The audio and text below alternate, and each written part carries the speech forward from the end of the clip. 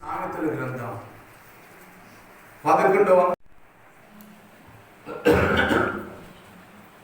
చాలండి. ఇక్కడ మనం చదువుకున్నటువంటి ఈ వాక్య భాగాన్ని మనం గమనించినట్లయితే ఏమంటున్నాడు తెలుసా? నీతిమంతులు పాపులు వారంట ఈ భూలోకములోనే ప్రతిఫలాన్ని అనుభవిస్తారట.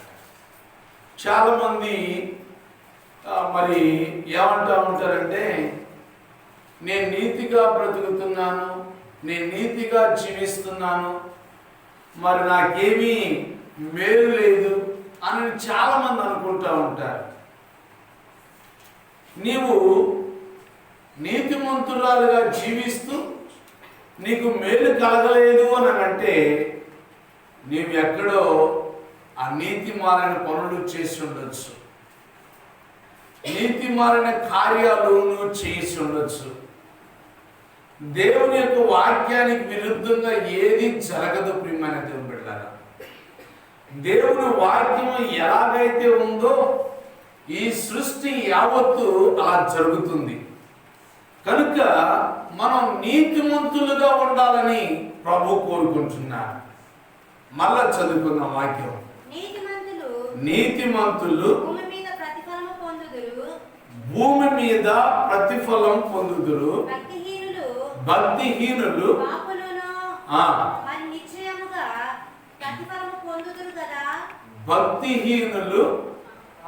పాపులను.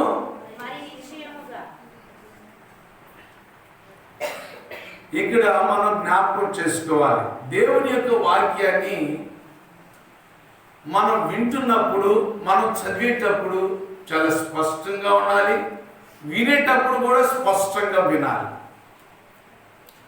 ఏదో అనే రకంగా మనం ఉంటే మాత్రం వాక్యం అర్థం కాదు, వాక్యం మనలో ఉండదు. ఇక్కడ అంటున్నాడు కదా, నీతిమంతులు భూమి మీద ప్రతిఫలం పొందుతారు. మరి పాపులు కూడా భూమి మీద మరి ఎక్కువైన ప్రతిఫలం దొరికిందంట. ఏ ప్రతిఫలం, ఏది మంచిది? నీతిమంతులకు వచ్చే ఫలం మంచిదా, లేకపోతే మరి పాపులకు వచ్చే ప్రతిఫలం మంచిదా? మనం గమనించాలి. దేవుని వాక్యాన్ని చదువుకుందాం. చూడండి, 2వ సమూయేలు గ్రంథం 7వ అధ్యాయం 14-15 వచ్చిన చదువుకుందాం. నేను అతనికి తండ్రినయ్యుందును, అతడు నాకు కుమారుడయ్యుండును, అతడు పాపము చేసిన యెడల అమ్మా నరుల దండముతోను మనుషులకు తగులు దెబ్బలతోను అతని శిక్షింతును గాని నిన్ను స్థాపించుటకై నేను కొట్టివేసిన సౌలునకు నా కృప దూరమైనట్టు. చూశారండి, ఇక్కడ ఇద్దరు వ్యక్తులు కనబడుతున్నారు. ఆ ఇద్దరు ఎవరు అనంటే సౌలు, దావీదు. సౌలు, దావీదు 2వ సమూయేలు గ్రంథం 7వ అధ్యాయం 14-15 వచనాలు మనం చదువుకుంటున్నాం. అయితే ఇక్కడ ఏమంటున్నాడు అనంటే, మళ్ళా నేను చదువుతాను, 12-14 వచనం మనం చదువుకుందాం. నేను అతనికి తండ్రినయ్యుందును, అతడు నాకు కుమారుడయ్యుండును, అతడు పాపము చేసిన యెడల నరుల దండముతోనూ మనుషులకు తగులు దెబ్బలతోనూ అతని శిక్షించును గాని. చూసారంటండి, అతడు నాకు కుమారుడు కనుక మరి అతడు నీతిమంతులుగా ఉండాలంట. నీతిని తప్పించి, నీతి మార్గాన్ని విడిచి నీతిమంతులుగా లేకుండా ఉంటేనంట ఏం జరుగుతుందో తెలుసా? నరులకు తగులు దెబ్బలు, లేక నరులకు వచ్చేటువంటి శిక్షలు వారి మీదకి రప్పిస్తాను అని అంటున్నాడు. ప్రియమైన దేవుని బిడ్డలారా, మనం దేవుని బిడ్డలమే, దేవుని కుమార్తెలమే. మరి అలాంటి సమయంలోనంట మనం ఏం చేయకూడదట? ఇక్కడ అంటున్నాడు 14వ వచనం, అతడు పాపము చేసిన ఎడలా. చూసారంటే ఏమంటున్నాడు? అతడు పాపము చేసిన ఎడలా. పాపం అనేది చేయకూడదు. దేవుని బిడ్డలుగా మనం బ్రతికేటప్పుడు, దేవుని కుమారుడుగా నువ్వు జీవించేటప్పుడు, కుమార్తెగా జీవించేటప్పుడు మనము ఎప్పుడు పాపము లేనటువంటి వారిగా, నింద లేనటువంటి వారిగా, నిందారహితులుగా. అందుకని అబ్రహాంతో అంటున్నాడు, నీవు నిందారహితుడివై జీవించు, నిన్ను అత్యధికంగా ఆశీర్వదిస్తాను, నిన్ను ఆశీర్వదిస్తానని ఏమన్నాడు తెలుసా? నీతో నిబంధన చేయించున్నా. దేవుడు ప్రమాణం చేస్తున్నాడు. రాజకీయవేత్తలు ఒక్కొక్క చోటుకు వెళ్ళి వారు ఏం చేస్తారంటే అనేకమైన ప్రమాణాలు చేస్తూ ఉంటారు. కొంతమంది ఏం చేస్తారు? ఆ ప్రమాణాలు మర్చిపోతారు. మళ్ళీ రెండోసారి వచ్చినప్పుడు వారిని గుర్తిస్తారా? వారిని గురించి శ్రద్ధ తీసుకుంటారా? లేదు. కానీ దేవుడు అలాంటి వాడు కాదు. ఆయన మరీ ప్రమాణం చేసి, ఆయన మరీ వాగ్దానం చేసి, ఆయన నిన్ను అత్యధికంగా ఆశీర్వదించాలి అనంటే, నీవు నీతి ఫలాన్ని అనుభవించాలనంటే, నీతిమంతులు పొందుకునే దీవెన ఈ భూమి మీద నీ బిడ్డల జీవితంలో, నీ జీవితంలో చూడాలి అనంటే ఏం చేయాలో తెలుసా?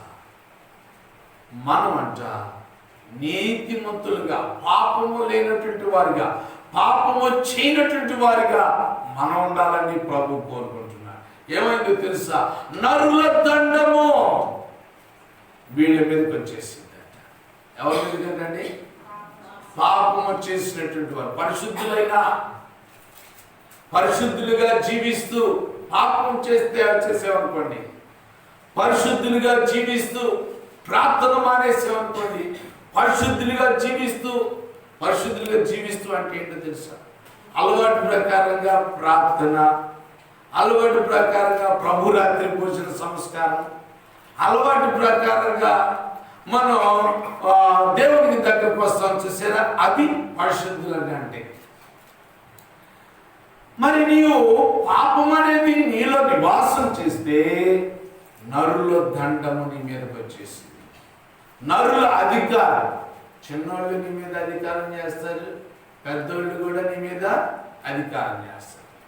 ఎందుకు వచ్చింది ఆ స్థితి అని అంటే, నువ్వు పాపం చేసావు అని అర్థం. నువ్వు ఎక్కడో పాపంలో నువ్వు కూరుకుపోయావు అని అర్థం. ప్రియమైన దేవుడు కదా, ఆ పాపం అనేది నీలో లేకుండా చూసుకోవాలి. ఆ పాపము నీలోనికి రాకుండా చూసుకోవాలి. అందుకని అంటున్నాడు, చెక్కుముక్కి రాతిగా చేయబడాలి. అంటే ఒక్కొక్క ఆజ్ఞన దేవుని దగ్గర నేర్చుకొని అలా నడవటం, చెక్కబడటం. ప్రియమైన దేవుని కదా, ఏంటిదంటే చెక్కబడటం. రాతిని చెక్కితే రాతికి అందం. ప్రియమైన దేవుని రాతిని చెక్కితే రాతికి అందం. అలాగే నీ జీవితంలో ఒక్కొక్క ఆత్మ సంబంధమైనటువంటి సత్యాన్ని నేర్చుకొని ఆ ప్రకారంగా మనం నడుచుకున్నప్పుడంట నీ యొక్క ఆత్మీయ జీవితానికి నీవు అందాన్ని చేకూర్చుకుంటున్నావు. ప్రియమైన దేవుని కదా, అప్పుడు దేవుడు పిలుస్తాడు, సుందరవతి అని పిలుస్తాడు, అందమైన దానా అని పిలుస్తాడు దేవుడు.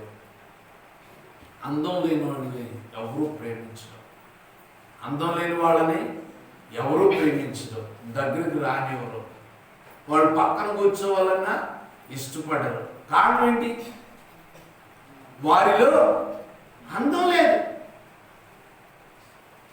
మరి దేవుడు రేపు ఆయన పక్కన కూర్చోబెట్టుకోవాలి అంటే ఎంతమంది ముందు తెలుసా? ఎంతమంది ముందు అంటండి? ప్రపంచమంతా వీక్షిస్తూ ఉండింది. ఇప్పుడు అమెరికా దేశంలో ఏం జరుగుతుందో మనకు తెలియదు.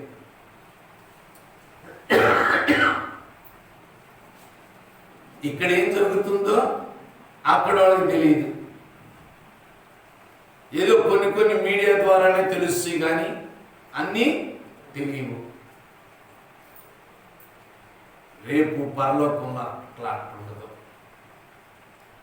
ఒక పెద్ద మహాసభలా ఉంటుందంట ప్రియమైన దేవుళ్ళారా. మన కన్ను చూపు కూడా బహు ప్రకాశవంతంగా కనపడుతుంట. నరకంలో ఉన్న నీ కన్ను చూపు కంటే ఉండదంట ప్రియమైన దేవుళ్ళారా. నీవు పరలోకంలో ఉన్న నీ కంటి చూపు బాగా తట్టుగా కనపడుతుందంట ప్రియమైన దేవుళ్ళారా. ఇప్పుడు చూడండి, మనం కొంత దూరం చూడగానే ఇక అంత వైట్గా కనపడుద్ది. ఇక ఏమండి, ఏం కనపడదు, అక్కడ ఉన్నది ఏదో పర్టికులర్గా కనపడదు. ఆకాశంలో విమానంలో వెళ్తున్నాం అనుకోండి, కొంచెం హైట్ అయిపోతే కిందంతా కూడా ఎట్టుండిద్ది తెలుసా? అంత ఒకే ఏకాసదనం ఉన్నట్టుండిద్ది. ఇంకా కొంచెం పైకి వెళ్ళామనుకోండి, ఇక మేఘాలు ఉన్నట్టు కనపడింది. మేఘాలే కనపడతాయి. అంత పొగలాగా, ఆ స్నో లాగా, ఎట్లా ఉంటుంది, మంచులాగా ఎలా ఉండిద్ది తెలుసా? అలా ఉన్నట్టుండిద్ది ఇక పైనుండి చూస్తుంటే. ఏం కనబడదు, మన చూపు అంతేగా. కానీ దేవుడు ఆకాశములో నుండి నరులను పరిశీలిస్తున్నాడంట ప్రియమైన దేవుళ్ళారా. నువ్వు ఏడ కూర్చున్నావో, నువ్వు ఏడ లెగుస్తున్నావో, నువ్వు ఏ ఆలోచన చేస్తున్నావో, నీ కవళిక కూడా, నీ ముఖ కవళికలో ఆయన ఆకాశంలో ఉన్న ఆయన కనుదృష్టి ఎంత తేటగా కనబడుతుందో తెలుసా? ఇప్పుడు మనకున్న కళ్ళు వేరు, అప్పుడు ఉండే కళ్ళు వేరు. అప్పుడు తేటగా కనపడుతాయి అంట. అందుకని ప్రపంచమంతా కూడా వాళ్ళందరి ముందు నిన్న ఆయన సింహాసనం మీద కూర్చుండి పెట్టుకోవాలి అంటే నీ రూపం ఎట్లుండాలో తెలుసా? మచ్చలుగా, ఒక చోట తెల్లగా, ఒక చోట నల్లగా ఉంటే ఆయన పక్కన కూర్చోబెట్టుకుంటాడా? లేదు. అక్కడ అందంగా ఉండాలి. అందంగా ఉండడం అంటే ఏంటో తెలుసా? ఇప్పుడు ఆత్మీయంగా దేవుడు మాట్లాడుతున్న ప్రతి మాటను బట్టి నీవు తీర్మానం చేసుకొని నీవు ఎప్పుడైతే ఆ ప్రకారంగా నడవాలని అనుకుంటావో, నడుస్తావో, అది చెక్కబడుతున్న దానికి గుర్తు ప్రియమైన దేవుళ్ళారా. చెక్కబడ్డప్పుడు అందమైన రూపం వచ్చింది.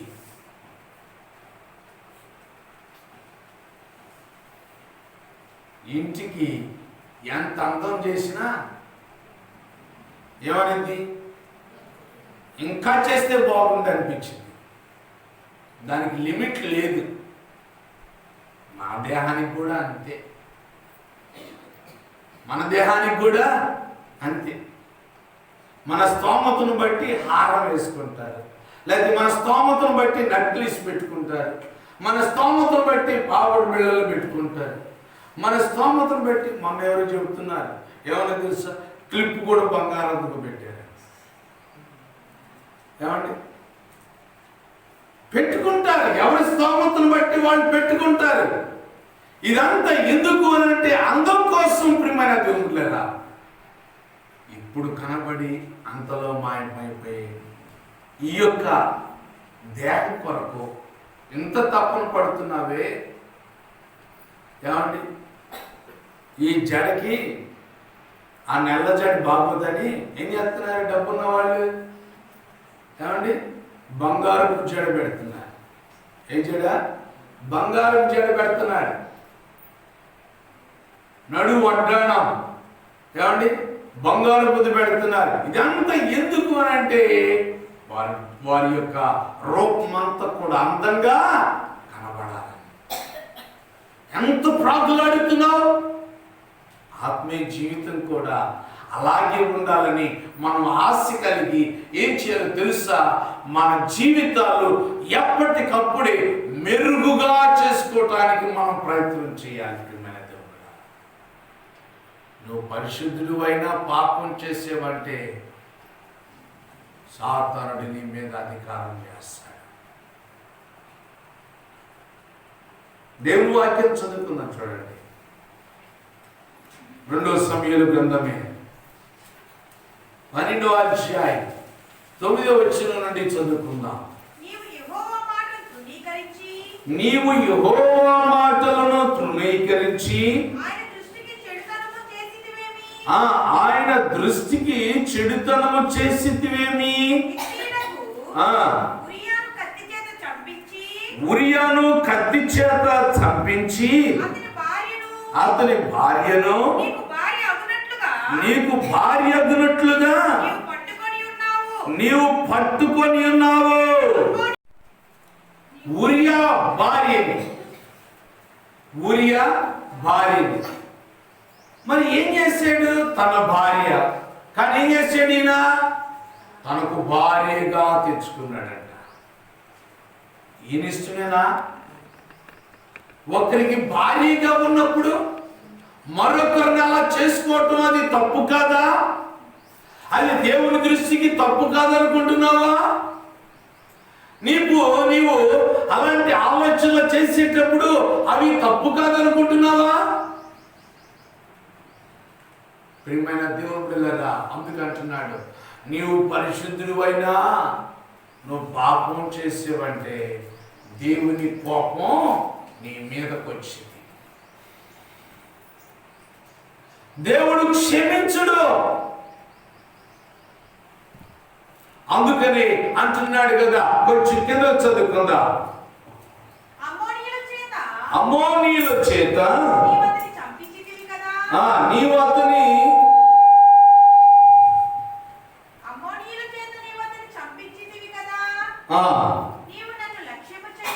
నీవు లక్ష్యము చేయక గిత్తీయుడగు ఉరియా భార్యను అగునట్లు తీసుకొనినందున నీ ఇంటి వారికి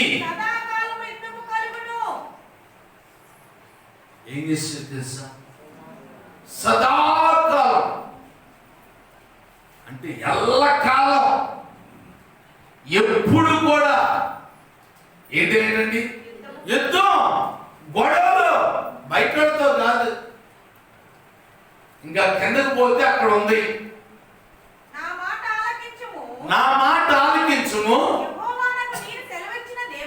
ఏమనగా చూసారంటండి, ఎవరి మూలముగా? ఇంటి వారి మూలముగాని. ఎందువలన అంటే అతడు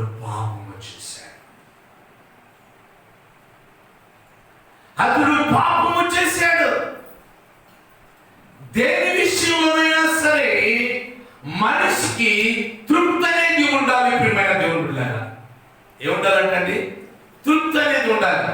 తృప్తి లేని జీవితం మనిషిని భయంకరమైనటువంటి కోపంలోకి నడిపిస్తుంది. నీదేదైనా సరే, ఆస్తి విషయంలోనైనా, బంగారు విషయంలోనైనా, దేని విషయంలోనైనా సరే దేవుడు నీకు ఇచ్చిన దాంతో నువ్వు తృప్తిగా ఉండాలి. ఇద్దరికి భార్య లేదా? భార్య ఉన్నారు. అయినా సరే ఏం చేశాడు తెలుసా? ఆ యొక్క ఊరియ భార్యను తీసుకురావటం వలన ఏం జరిగిందో తెలుసా? దేవుడు క్షమించలేదు. దేవుడు క్షమించలా. నిన్ను క్షమిస్తాడా? నిన్ను క్షమించడు. మీరు అనుకోవచ్చు, నేను ఈ తప్పేం చేయలేదనండి, నేను ఎవరు చంపలేదండి, నేను ఎవరు భార్యను తెచ్చుకోలేదండి, లేకపోతే ఎవరు భర్తను తెచ్చుకోలేదండి అని అనుకోవచ్చు. అని ఒకటి గుర్తుపెట్టుకో, ఆ పాపం చేయకపోతే ఇంకొక పాపం చేసేవేమో, దేవుని యొక్క ఆజ్ఞను అతిక్రమించేవేమో, దేవునికి దూరం అయ్యేవేమో, దేవుని మాటను ఏమాత్రం కూడా వినకుండా దేవునికి తిరుగుబాటు చేసేవేమో గుర్తు చేసుకో. అలాంటి పాప అబ్బాయి నాకు తెలియదండి, అందుకే నేను ఎట్లా సేవ్ అయిపోయినా అనుకుంటున్నావా? నీవు అభివృద్ధి పొందకపోవడానికి కారణం నువ్వు ప్రార్థనకు వస్తున్నావు, ప్రార్థన చేస్తున్నావు, కానీ భూమండలం మీద నీవు ఆ మేలు చూడలేకపోతున్నావు. కారణం ఏంటో తెలుసా? దేవుడు అనుకున్న స్థానానికి నీవు రీచ్ అవ్వలేకపోతున్నావు. కారణం ఏంటో తెలుసా? నీ పాపమే నిన్ను పట్టుకుంటుంది. ప్రియమైన దేవుని పిల్లారా,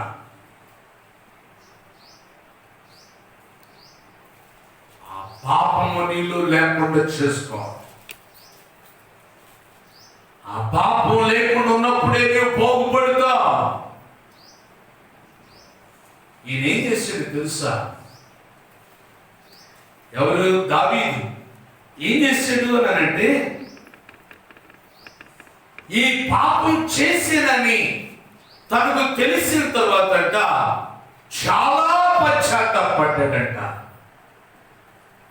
బాగా విన్నాడా?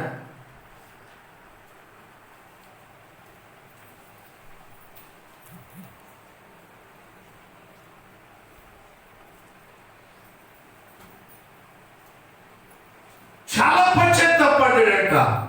తన పరుపు తేలిపోయిందంట తన కన్నీటి చేత. అయినా అభివృద్ధి దేవుడు చెప్పాడు అంతే. నీ కుటుంబంతోనే నీకు అపాయం జరుగుతుంది, నీ కుటుంబంతోనే నీకు శోధనలు చెలరేగుతాయి, నీ కుటుంబంతోనే యుద్ధాలు బయలుదేరుతాయి.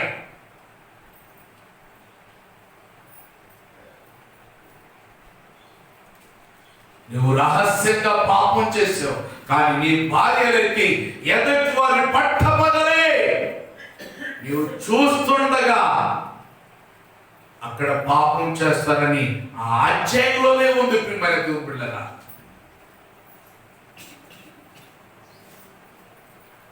దీన్ని చాలా మంది రాంగ్గా ఆలోచిస్తూ ఉంటారు. దేవుడు తప్పు పట్టడానికి చూస్తూ ఉంటారు. దేవుడు ఏంటి అటు శిక్షించటం? నువ్వు ముద్దు పెట్టుకుంటావా? మరి ఎందుకు జైలు వేస్తున్నారు? ఎందుకు కేసులు పెడతారు? ఎందుకు అసలు తప్పు చేసేట్టుగా వదిలేయచ్చుగా.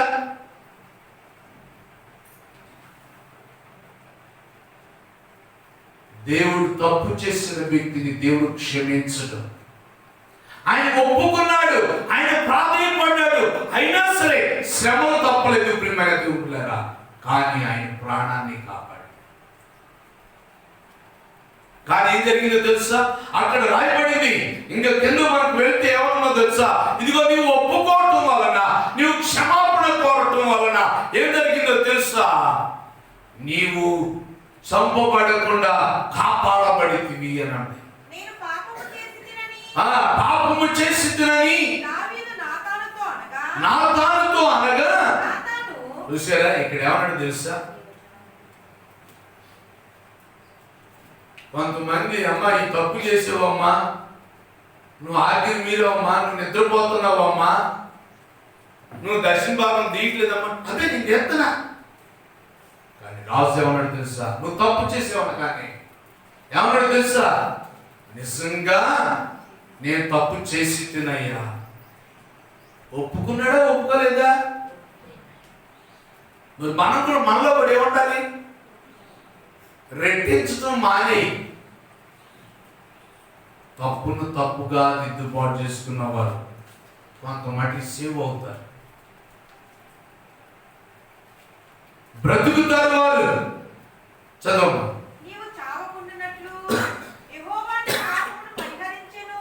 చూసారా? నీవు చావకుండా ఉండనట్లు యెహోవా నీ పాపము పరిహరించేశాడు, తీసేశాడు. ఒప్పుకుంటున్నామా మా తప్పుని? అంటే నేను చేయలేదండి, నాకు తెలియదండి, ఎవరో మీరే పొరపాటు పడి ఉంటారు. ఆ రెట్టించటం వలన ఇంకా ఇంకా ఊబిలోకి దిగిపోతున్నావు అని అర్థం. నీకు నీవే ఆ ఉగ్రతను సమకూర్చుకుంటున్నావు అని అర్థం. కనుక మరి మనం ఏం చేయాలి? ప్రార్థనకు వస్తూ, ప్రార్థన చేస్తూ, దేవుని మాటలు వింటూ నీవు పాపం చేసే వారిలో నీవున్నావా? పాపము చేసేటువంటి వారిగా నీవున్నావా? ఒక్కసారి మనం జ్ఞాపకం చేసుకోవాలి. పరిశుద్ధులుగా ఉంటూ నీవున్నట్లయితే, ఇందాకేమన్నాడు తెలుసా? నీ పొరుగు వారికి లేదా నీ శత్రువునికి నిన్ను విడిచిపెట్టినట్టుగా అతను నేను విడిచిపోను, నా కృప విడిచిపోనీయను అని మాట్లాడాడు 15వ వచనం. కనుక ప్రియమైన దేవుని బిడ్డలారా, మరి మనకు కూడా ఆ కృప విడిచిపోకూడదు అని అంటే, ఆ దేవుడు మనం విడిచిపెట్టకూడదు అని అంటే, ఆయన మనకు దూరం కాకూడదు అని అంటే మనం ఏం చేయాలో తెలుసా? పాపము చేయకూడదు. ఒకవేళ చేసి నీ ఉన్నట్లయితే ఆ పాపాన్ని ఒప్పుకో. ఇది నిజమని, ఇది సత్యం. కొంతమంది కింద పడ్డా పై చెయ్యి అంటా ఉంటారు. ఏమంటారు? కింద పడ్డా పై చెయ్యే. ఎట్టవుతో పై చెయ్యి? కింద పడిన మనిషి కిందే. నువ్వు తప్పు చేసినట్టే తప్పు చేసిన మనిషి పాపమే. ఆ పాపం పరిహరించబడినంత కాలం నువ్వు పాపివే అంతే. ఆ పాపం పరిహారం కావాలి. ఆ పాపం నీలో లేకుండా తీసివేయబడినంతసేపు నువ్వు పాపివే అని దేవుడు ముద్రేసేస్తాడు అంతే. కయ్యోనికి ముద్రేసాడు, కయ్యోనికి ముద్రేసాడు. ఆ ముద్రను ఎవరు చెరపడానికి లేదు. చెరపాలంటే దేవుడు ఒక్కడే చెరపాలి, కానీ ఆ ముద్రను చెప్పేది ఎవ్వరిలో కూడా లేదు. జగ్గయ్య మీద ఒక ముద్ర ఉంది, దేవుడు చెప్పేసేసాడు. దేవుడు చెప్పేసేసిన తర్వాత ఏమన్నాడు తెలుసా? ఇతడును అబ్రహాము కుమారుడే.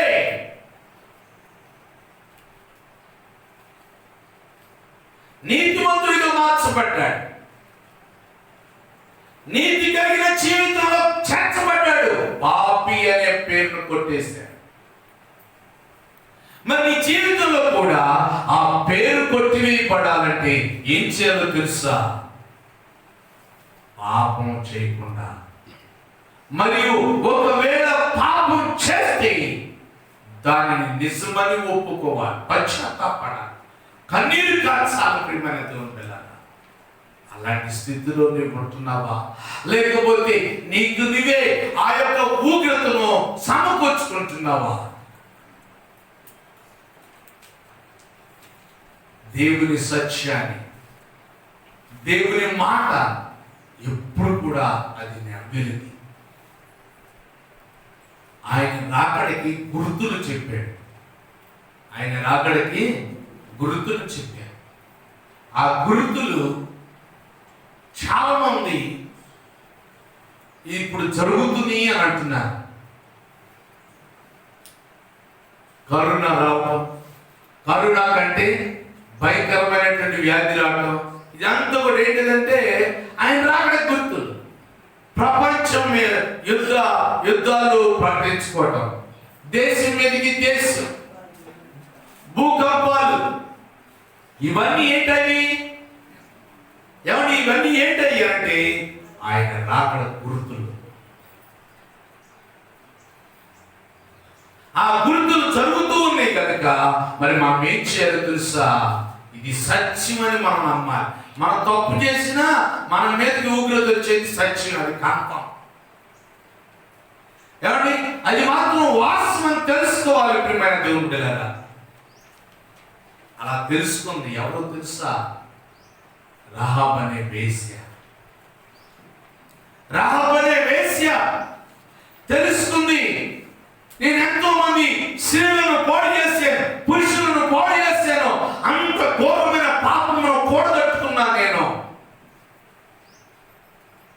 నా మీదకి ఈరోజు కాకపోయినా రేపైనా సరే నా మీదకి ఉగ్రత వచ్చింది. మరి నీవు నీతిమంతుడు అని గుర్తించి నీ విషయంలో మాత్రం నేను నీతిగానే ప్రవర్తించాను, నేను నీతిగానే ప్రవర్తించాను. నీ మీదకి శత్రువులు రాకుండా, నీ ప్రాణం పోకుండా నేను నిన్ను కాపాడాను. కనుక నేను చేసిన దానికి శిక్ష అనుభవించకుండా ఉండాలంటే నాకు ఒక గుర్తునివ్వయ్యా అని అడిగింది. అడిగినప్పుడు ఆ వేగులు వారు ఏం చేశారు తెలుసా? ఆ గుర్తు ఇచ్చారు. ఎవరైతే ఈ ఇంటిలో ఉంటారో వారందరూ రక్షించబడతారు. ఆమె గురించి కోరుకుందా? ఏమంటే ఆమె గురించి కోరుకుందా? కాదు. తన తోబుట్టు వాళ్ళందరూ కూడా, వారి తల్లిదండ్రులు, వారి అక్క చెల్లెలు, వారి అన్నదమ్ములు అందరూ కూడా, బంధుమిత్రులందరూ కూడా రక్షణ పొందాలి. మరి నువ్వేం కోరుకున్నా? దేవుని దగ్గరకు వచ్చాక నువ్వేం కోరుకున్నా? అసలు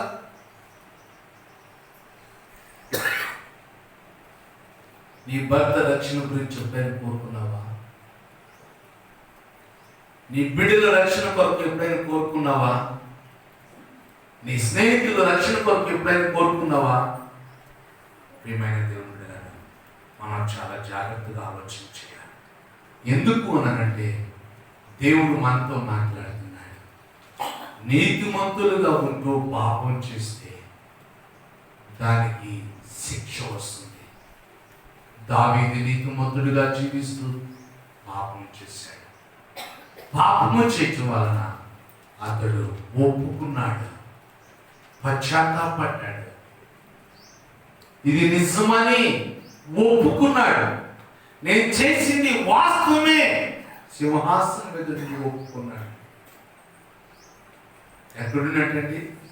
సింహాసనం మీద ఉండి ఒప్పుకున్నాడు. మనం 10 మందిలో ఒకవేళ దేవుడు లేకపోతే దైవజనులు ఏదైనా అడిగారు అనుకోండి, ఎక్కడ దొరికేందుకు 10 మందిలో నిద్రపోతున్నావా అంటే అందరు నా వైపే చూస్తారని ఏం చేస్తాం? అబ్బే నేను బాధ. ఈ చిన్న విషయమే నీవు ఒప్పుకోలేకపోతే ఇంకా భయంకరమైన విషయాలు నువ్వు ఎలా ఒప్పుకుంటావు? అని దావీదైతే సింహాసనం మీద ఉండి ఆయన ఒప్పుకొని ప్రభుని క్షమాపణ కోరుకున్నాడు. మరి నీవు కోరుకునే వారిలో ఉన్నావా? నీవు ప్రభు దగ్గర క్షమాపణ అడుగుతావా? క్షమాపణ అడిగింది నీకు మేలు పడుతుంది. ఇంకొక మాట కూడా మనం చూద్దాం. మొదటి రాజు ప్రవక్త, ఒక ముస్లిం ప్రవక్త, చాలా పరిశుద్ధుడు, చాలా నీతిమంతుడు. ఎక్కడికి వెళుతున్నా సరే ప్రభుని అడిగి బయలుదేరే వ్యక్తి. మరి అలాంటి సందర్భంలో ఆయన ఏం చేశాడు తెలుసా? ఆయన ఏం చేశాడంటండి? పాపం చేశాడు. ఏం పాపం చేశాడు? ఏం పాపం చేశాడు అని అంటే అక్కడ భోజనం చెయ్యొద్దు అని అన్నాడు దేవుడు. కానీ ఇతడు ఏం చేశాడు తెలుసా? భోజనం చేశాడు. మనుషులు మెప్పును చూశాడు. వాళ్ళు ఏమని అనుకుంటారేమో. అక్కడున్న దైవజనుడు ఎవరు తెలుసా? అయ్యా దేవుడు నాకు చెప్పాడు అయ్యా భోజనం చేయమని. దేన్ని నమ్మాలి? ఏమండి? దేవుడు దేన్ని నమ్మాలి? మనం ఏం చేస్తాం? నీకు కూడా చెప్పాడా దేవుడు? నాకు కూడా చెప్పాడు అన్నట్టు ఏం చేస్తాం? సరే చెప్పాడు అంటున్నావుగా, చెప్పాడు అంటున్నావుగా. ఊపిరి వచ్చింది ఎవరి మీదకి? ఎవరి మీదకి ఊపిరి వచ్చేది? శిక్ష ఎవరి మీదకి వచ్చింది? ఆడ మీదకి వచ్చిందా? నీ మీదకి వచ్చిందా? ఏమండి? మనం గమనించాలి. కొంతమంది ఉపవాసం ఉంటారు, పానీలే సరేలే దేవుడు తెలుసుగా. ఏంటిది? నీ స్థితిగతులు. దేవునికి అన్నీ తెలుసు. దేవునికి తెలియనట్టు ఏమీ లేదు. మరి అలాంటి సందర్భంలో మరి మనం ఏం చేయాలో తెలుసా? మనం ఎప్పుడు కూడా దేవునికి ఇచ్చిన మాటకు కట్టుబడాలి. ఏం చేయాలంటండి? దేవునికి ఇచ్చిన మాటకు కట్టుబడాలి. నువ్వు రారైనా సరే, నీ బంధువులు బతులాడినా, నీ స్నేహితులు బతులాడినా, లేకపోతే నీ భర్త బతులాడినా, నీ తల్లి బతులాడినా. కొంతమంది తల్లి బతులాడితే చాలేక ఏమ్మా ఏమైపోతారు వీళ్ళు? అప్పుడు దాకా ఎవరు బతులాడినా మాట వినరు, కానీ తల్లి వస్తే చాలేగా. అది ఎంత దేవుడికి వ్యతిరేకమైన పని అయినా సరే జారిపోతారు. ఇక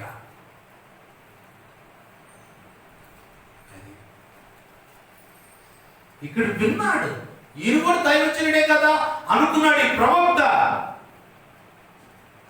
కానీ దేవుడైనా ఒక మాట చెప్తే ఆ మాట మీదే నీవు స్థిరపడి ఉండాలి. చెక్కుముక్కి రాకుండా ఉండాలి. అలా ఎప్పుడైతే వాళ్ళు చెప్పారని వీళ్ళు చెప్పారని నువ్వు జారిపోయావు అనుకో, ఏమైతే తెలుసా? నువ్వు పాపం చేసినట్టే, ఎలాంటి సందేహం లేదు. దేవుని విషయంలో పాపం చేయనటువంటి వారిగా ఉండి ప్రతిఫలం పొందుకోవాలని దేవుడు కోరుకున్నాడు. ఇంకొక మాట కూడా మనం గమనిద్దాం. చూడండి, కొరింథీయులకు రాసిన మొదటి పత్రిక, కొరింథీయులకు రాసిన మొదటి పత్రిక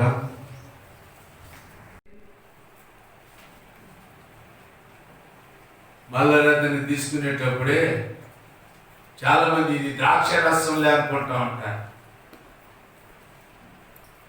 ఇది రొట్టెలే అనుకుంటా ఉంటారు. అందుకనే ఎట్టబడితే అక్కడికి వచ్చి తీసుకుంటా ఉంటారు, ఎట్టబడితే అట్ట దాన్ని భుజిస్తూ ఉంటారు. దేవుని సన్నిధిలో కూడా అంతే. మన పాపాలు మనం ఒప్పుకోకుండా, ప్రభు నాకు అది ఇవ్వయ్యా, నాకు ఇది ఇవ్వయ్యా, మా బిడ్డను కాపాడయ్యా, మా అమ్మాయిని కాపాడయ్యా. నువ్వు చేసిన పాపం, నీ పాపము ప్రార్థన నీ బిడ్డ మీద శిక్షగా మార్చబడుతుందన్న సంగతిని నువ్వు మర్చిపోయి నువ్వేం చేస్తావంటే ఈ పాపం ఒప్పుకోకుండా, ఈ వ్యతిరేకమైన జీవితాన్ని తీసేసుకోకుండా, నీలో మార్పు రాకుండా ఏం చేస్తావు తెలుసా? ఆ ప్రార్థన చేసి ఆ పాపం నీ బిడ్డకు పాపంగా మార్చబడదు అనుకున్నావా?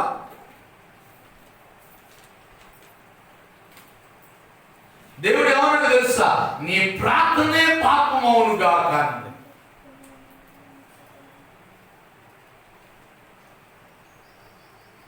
చాలా మంది సీరియస్ గా ఆలోచించరు. ఏదో 5 పోయింది అన్నట్టుగా దేవుడి మాటలు వింటామంటారు.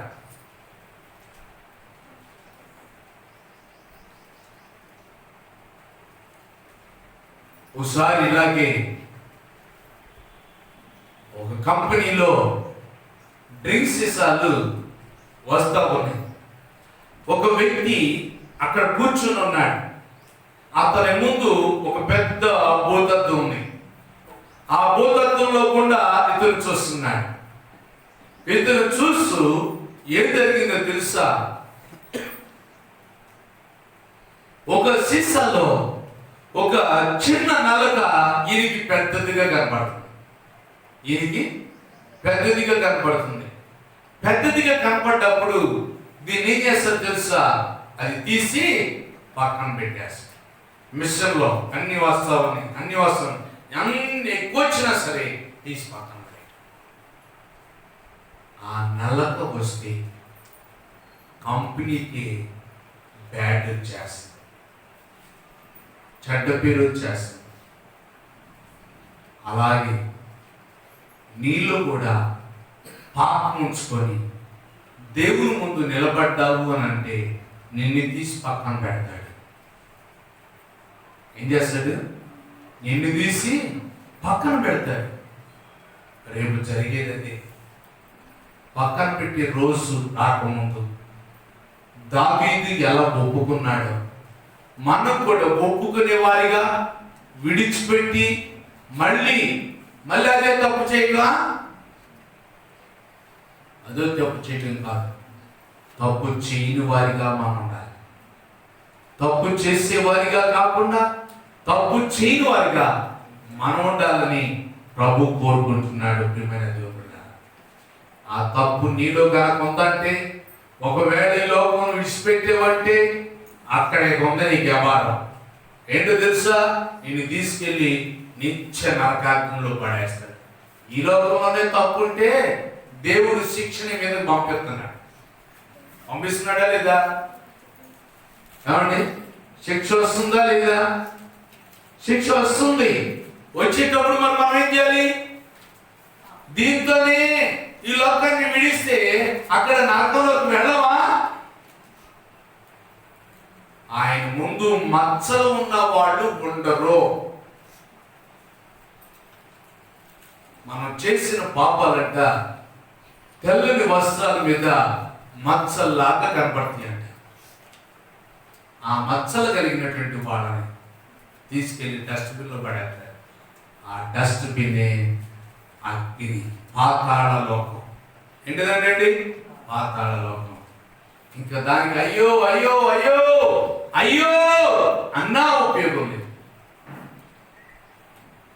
నీ జీవితం ఏం చేయబడాలంటే పరిశుద్ధంగానే ఉండాలి.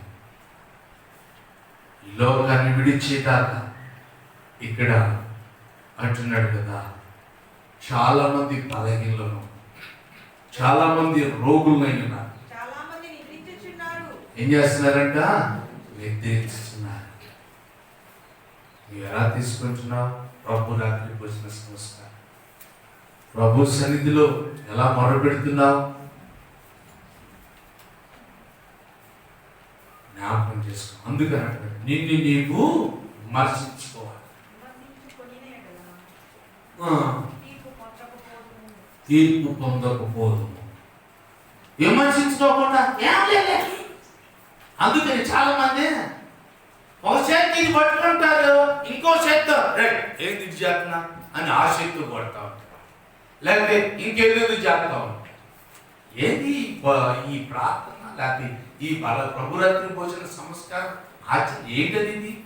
ఇది సరైన దేవుడు భయం కలిగినటువంటి జీవితమేనది. కొంతమంది లోపలికి బయటికి తిరుగుతూ ఉంటారు.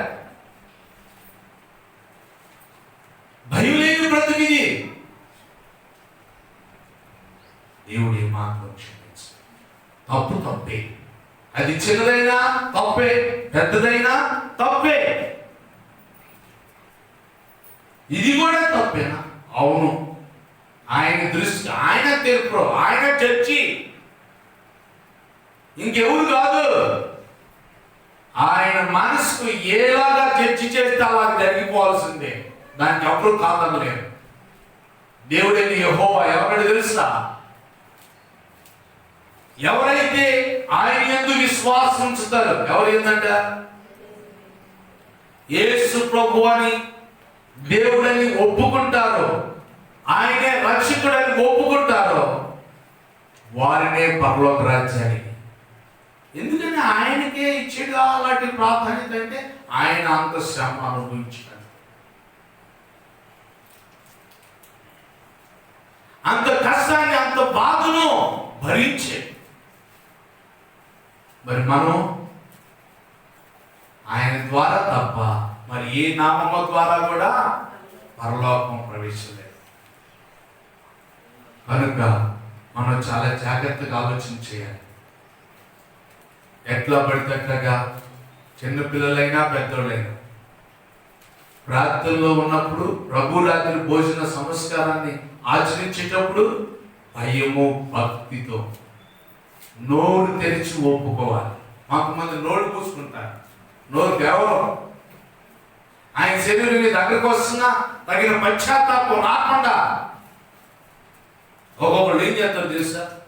ద్వారంటాకులు పెట్టుకునే చేతులతో ప్రభు రాత్రి భోజన సంస్కారాన్ని ఆచరిస్తారు. నీ బ్రతుకు అక్కడ కనబడుతుంది. నువ్వు దేవుని ఎదురు ఎంత అక్కడ కనబడుతుంది వంక. ఏంటో వంక తెలుసా? చేతులు ఎటువంటి అంటే గోరట పెట్టుకోవాలంట. ఆ గోరట పెట్టుకుంటూ పోయితాడు. చెవిటికెళ్ళి ఒక కాంగారు అందలే ఎవరి గోరట పెట్టుకుంటేనే చేతులు బాగుంటాయి. ఆమె బాగున్నాయా?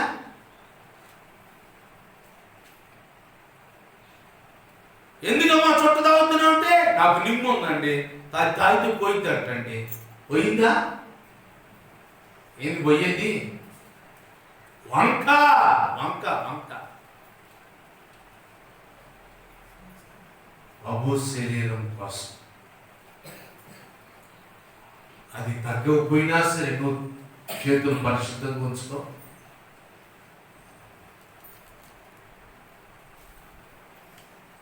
కొంతమంది ఏం చేస్తున్నారు తెలుసా? ఈ చేతి మీద ఏదో కప్పుకొని తీసుకుంటున్నారు. చేతి మీద కప్పుకొని తీసుకోవటం ఏంటి అసలు? అది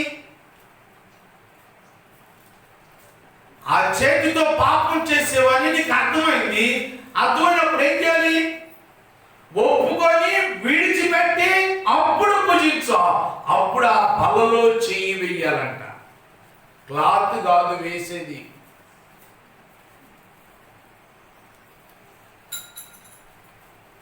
చెయ్యి వేయమనుంది బైబిల్లో.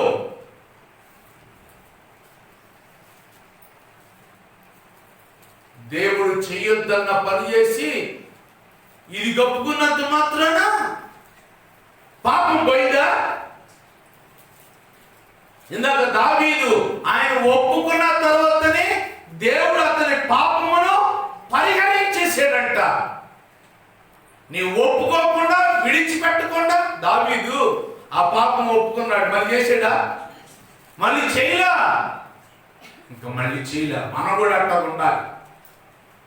అందుకని దేవుడు పరిహరించేసాడు. ఆఖరికి ఒక మాటలతో ముగించుకున్నాం. 4:17 తీర్పు దేవుని ఇంటి యొద్ద ఆరంభమగు కాలము వచ్చి ఉన్నది. తీర్పు ఎక్కడి నుంచి ఆరంభమైందండి? దేవుని ఇంటి యొద్ద నుండి. ఎవరికి తీర్పు? పరిశుద్ధులుగా ఉంటూ పాపులుగా జీవించేవాడు, పాపం చేసేవాడు, పాపం మార్గంలో నడిచేవాడు.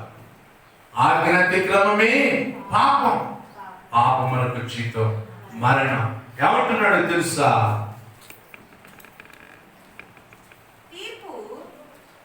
ఇక్కడ 17 2వ లైన్. ఆరంభమైతే దేవుని స్వార్థకు అవిధేయులైన వారి గతి ఏమో. దేవుని స్వార్థకంట అవిధేయులు, దేవుని స్వార్థకు అడ్డుబండలు, దేవుని స్వార్థకు ఆటంకం. అబ్బాయి ఆయన జాలని అంటూ ఉంటారు కొంతమంది. చర్చి నీకే పని. ఒకసారి ఎక్కడో పెళ్లి చేస్తున్నాం. పెళ్లి చేస్తుంటే వీళ్ళు ఆడే ఆటలన్నీ బాగానే ఆడేది. వీళ్ళు వేస్ట్ చేసే టైం అంతా వేస్ట్ చేసేది. ఇంకా పెళ్లి చేసే టైం కాడికి వచ్చేసరికి ఏమంటారు తెలుసా? అందరూ పెద్దలు అక్కడ. అసలు ఇంట్లో చదివినోడు అయితే అందరూ మాట్లాడతారు కాబట్టి ఛాన్స్ ఉంటుంది. అసలు బాయ్ నోర్మల్ ఎవరు మాట్లాడతానికి లేదు. అక్కడ దైవజనులు ఉన్నారు, వాళ్ళు చూసుకుంటారు. మీరు ఎవరు మాట్లాడతానికి లేదంటే మాట్లాడతారా? మాట్లాడు. అక్కడ వాళ్ళతో చెప్పారు, ఏమన్నా తెలుసా? ఇది మా సమయం, మాకు రూల్స్ అండ్ రెగ్యులేషన్స్ ఉంటాయి, ఆ పద్ధతి ప్రకారంగా వెళ్ళాల్సిందే. లేదా చెప్పండి మరి, డైరెక్ట్ తాళి కట్టించేస్తాం. అది చాలా ఒక దైవజనుడు మొన్న అంటే ఒకసారి ఇట్లాగే ఓ పెళ్లి జరుగుతుందా, వీళ్ళు 2 దాకా ఏం చేశారు తెలుసా? పిల్లలు రెడీ చేయకుండా తీసుకురాకుండా ఉండాలి. 2:30 అయింది, 3 అయింది, 3 తీసుకొచ్చారు. 3 తీసుకొస్తే ఏం చేశారు? చిన్న వాక్యం చదివేసి తాను కట్టించేసాడు. ఇంకా అక్కడికి చెప్తున్నాయా కానీ ఎందుకు కానిచ్చేది? అందుకని ఆయన తీసుకొచ్చేసి ఏం చేశాడు? బాగుంది. ఆ సంవత్సరాల జీతాలు బాగుంటాయి కదా.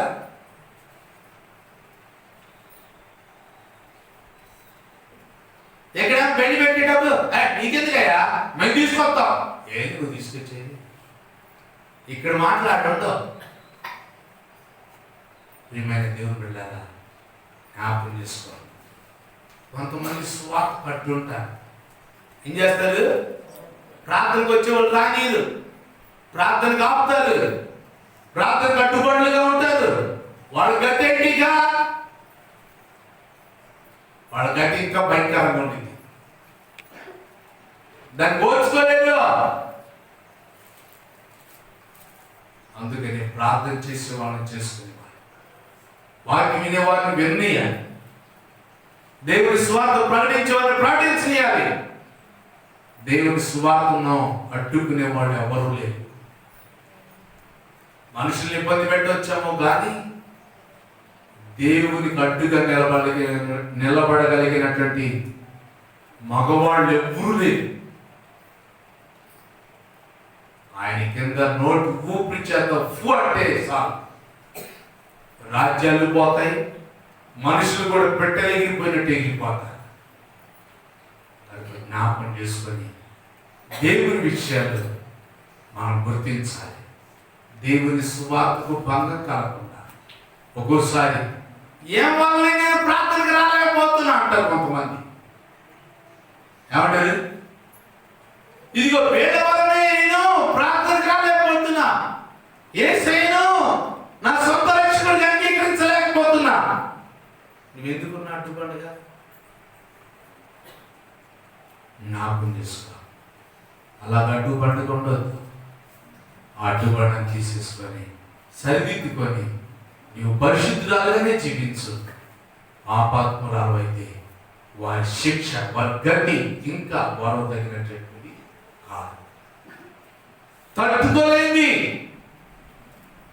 కనుక ఆ స్థితికి నీవు వెళ్ళకూడదని ప్రభు కోరుకున్నాడు. దేవుడి మాటలు మన కొరకు దీవించదు కాక. ఆమేన్. అందరూ కళ్ళు మూసుకొని ముస్లింలాగా తలకాయ కింద పంచుకోవాలి. నీ పాపాన్ని నువ్వు యథార్థంగా ఒప్పుకోవాలి, చేయాలి ప్రార్థన.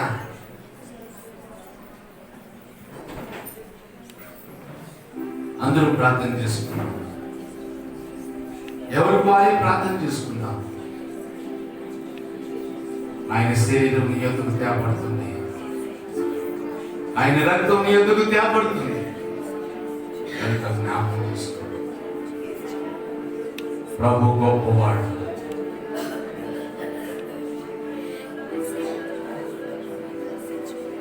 దేవుడు మన మధ్యలో ఉన్నాడు. ఎవరికి వారే ప్రతి పాపమును కూడా ఒప్పుకొని విడిచిపెట్టేవారిగా మనం ఉండాలని ప్రభు కోరుకుంటున్నాడు. ప్రభు మాటను బట్టి నీ పాపాన్ని ఒప్పుకుంటావా? నా తానుకి దేవుడు చెప్పాడని దావీదు చక్రవర్తి గుర్తించి తన తప్పును తాను యథార్థంగా ఒప్పుకున్నాడు. తన తప్పును తాను యథార్థంగా ఒప్పుకున్నాడు. నీ తప్పును కూడా నువ్వు యథార్థంగా ఒప్పుకోవాలంటే ప్రార్థన చేసుకో. ఒప్పుకోవాలి. నీ పాపం పరిహరించబడాలి, నీ పాపం పోగొట్టబడాలి. అప్పుడు బాగుంటుంది. కనుక ప్రియమైన దేవుడు బిడ్డలారా మనం జ్ఞాపకం చేసుకుందాం. దేవుడు ఇప్పుడు వరకు మనతో మాట్లాడాడు. మనతో మాట్లాడిన మాటలను పెడచెవి పెట్టదు. దేవా, నేను పలానా పాపంలో ఉండిపోయాను ప్రభా. దావీదు ఉరియా భార్య విషయంలో పాపం చేశాడు. ముసలి ప్రవక్త దేవుడు చెప్పిన మాట వినకుండా పాపం చేశాడు. మరి నువ్వే పాపం చేశావు? మరి నువ్వే పాపం చేశావు? ఆ పాపం వలన నీ యొద్దకు ఏమొస్తుందో తెలుసా? సౌలు దేవుని మాటలు మీరి తన సింహాసనాన్ని పోగొట్టుకున్నాడు. ప్రార్థన చేసుకున్నాడు.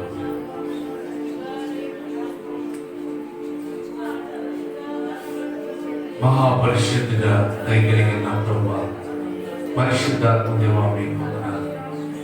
ఎంతో మంచిది నా ప్రభువా, ఈ మాటలు మాకు అందించారు. అందరూ బట్టి మీకు వందనాలు. ఈ మాటలు ప్రతి హృదయంలో ప్రతిపరిచింది. దగ్గర నుండి దూరం నుండి మీ మాట్లాడిన వారందరినీ దర్శించి నీ కృపకు పాత్రలుగా చేయమని ఈ ప్రార్థన ప్రభావమైన మీ సముఖంలో చేర్చుకొని గొప్ప ప్రతిఫలం దాయించమని ఇక్కడ కూడి చేర్చిన వారందరినీ కూడా ఆశీర్వదించి నీ బిడ్డలు నా ప్రభావం నీ కృపకు పాత్రలుగా చేయి. మీ యొక్క అద్భుతమైన రీతిలో మీ బిడ్డలో వాడుకొని ఆ బిడ్డలు మీకు సాక్షిగా నిలబెట్టుకున్నాయి. వారి పాపం అంతా కూడా పరిహరించబడినట్లు నీ బిడ్డలు భూలోకములో నీతిమంతులుగా నడుచుకుని వారు గొప్ప ఫలం పొందుకున్నట్లు నీ కృప దాయిచ్యమని ఇప్పుడు నాయన ప్రభు రాత్రి భోజన సంస్కార కొరకు మీ యొక్క బలలో చేయబోతుండగా మమ్మల్ని మీరు పరిశుద్ధపరిచి పవిత్రపరచమని నీ గొప్ప కార్యం జరిగించుకోమని బిడ్డలు నానాటిగా అభివృద్ధిపరచమని యేసు పరిశుద్ధ నామమున అడిగి వేడుకుంటున్నాము తండ్రి. ఆమేన్.